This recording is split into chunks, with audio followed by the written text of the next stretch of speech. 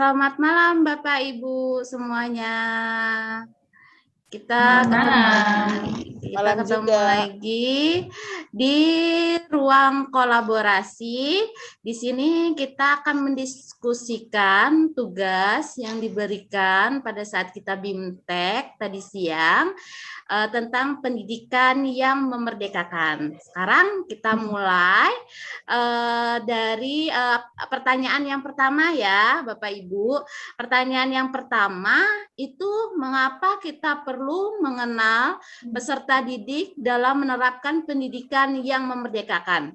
Lalu, untuk pertanyaan yang kedua, apa saja cara yang dapat digunakan untuk mengenal potensi atau karakteristik peserta didik Anda?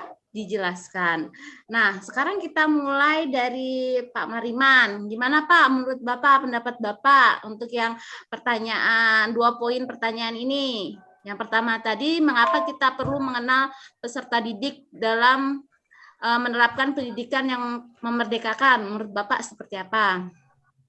Oke, terima kasih Ibu-Ibu yang saya hormati. Assalamualaikum warahmatullahi wabarakatuh. Selamat malam untuk kita semua. Mudah-mudahan tetap dalam kondisi yang sehat walafiat walaupun pandemi COVID sedang merajalela nih. Mudah-mudahan cepat berakhir. Baik Ibu, mengenai pendapat saya ini ya, mengenai bagaimana pendidikan yang memerdekakan itu. Mungkin secara tak sadar kita selama ini selaku orang tua, selaku pendidik, itu terlalu menuntut pada anak-anak kita untuk punya nilai yang pada mata pelajaran tertentu yang nilainya harus tinggi. Tuntutan kita selaku orang tua ataupun guru. Terkadang kita juga memaksakan mungkin jurusan yang harus dipilih oleh anak kita selaku orang tua, misalnya nanti pada saat kuliah, itu jurusan yang harus dipilih itu menurut keinginan kita orang tua.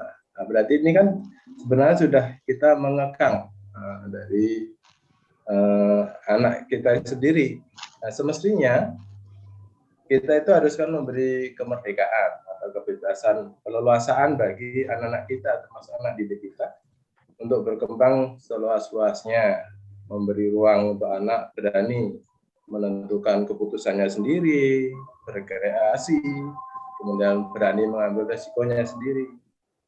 Oleh karena itu, pendidikan yang dibutuhkan adalah pendidikan yang membebaskan manusia untuk selalu sadar akan dirinya, tidak terasing di masyarakat ataupun dunia. Seperti itu barangkali Bu, sementara pendapat saya. Iya, terima kasih Pak atas jawabannya. Dari Bu Dewi, ada tambahan Bu? Dewi?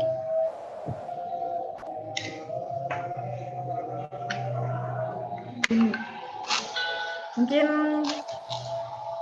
gini Bu ya, Pak,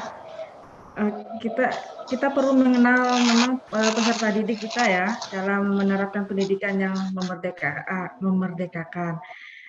Karena kalau kita sendiri nggak mengenal peserta didik kita, ya gimana kita bisa tahu karakter anak gitu kan, terus kondisinya, lingkungan sosialnya, kan gitu ya. Jadi kalau kita nggak kenal sama siswa, sama anak, berarti kita nggak bisa membuat model atau metode pembelajaran kan. Jadi menurut saya memang kita harus mengenal siswa kita, mungkin dengan caranya itu mungkin membuat pada saat penerimaan siswa itu sudah ditanya atau membuat angket tentang pribadi siswa dan bisa juga ditanya tentang kondisinya, kemudian juga kemungkinan bisa kompisit, mungkin pada saat sudah pembelajaran barangkali ya kompisit tentang keadaan sekelilingnya, barangkali seperti itu menurut saya. Jadi caranya ya menurut saya seperti itu sih. Iya, makasih ya Bu ya buat Ibu Dewi. Sekarang kita lanjut ke pertanyaan yang kedua. pertanyaan yang kedua, di sini apa saja cara yang dapat digunakan untuk mengenal potensi atau karakteristik peserta didik kita? Apa jelaskan misalnya, Bu Sri, gimana Bu menurut Ibu untuk yang poin kedua? Apa saja cara yang dapat digunakan untuk mengenal potensi peserta didik kita? Banyak sebenarnya ya Bu ya, mungkin salah satunya adalah kita bisa menjadi sahabat yang baik untuk mereka, kita bisa mendengarkan keluh kesah mereka.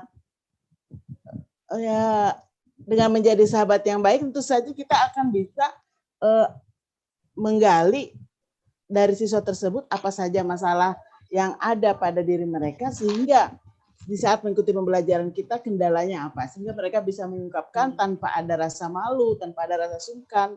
Sehingga kita bisa menentukan, oh ternyata anak ini karakternya seperti ini.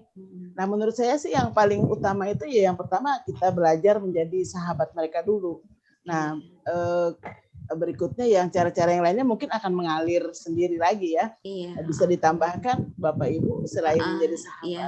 Bu Emil, gimana Bu mau menambahkan Ibu? Sebenarnya Emil itu nama suami ya. Oh, Sukarni ya nama Ibu Sukarni ya, maaf Bu. Iya. Ibu Sukarni. Ibu Sukarni. Kalau ini ya, menurut saya ya, cara yang digunakan untuk mengenal potensi karakteristik peserta didik itu juga hampir sama dengan Bu Sri mungkin. Kita harus melakukan pendekatan psikologis. Yeah. Maksudnya bagaimana? Kita juga seperti curhat dengan siswa gitu.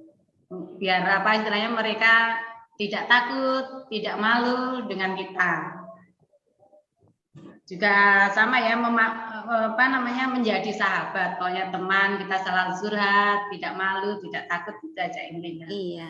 Oke, saya mau menambahkan juga Bu untuk yang poin yang kedua ini menurut jawaban saya kurang lebih dengan Ibu Sukarni dan Ibu Sri.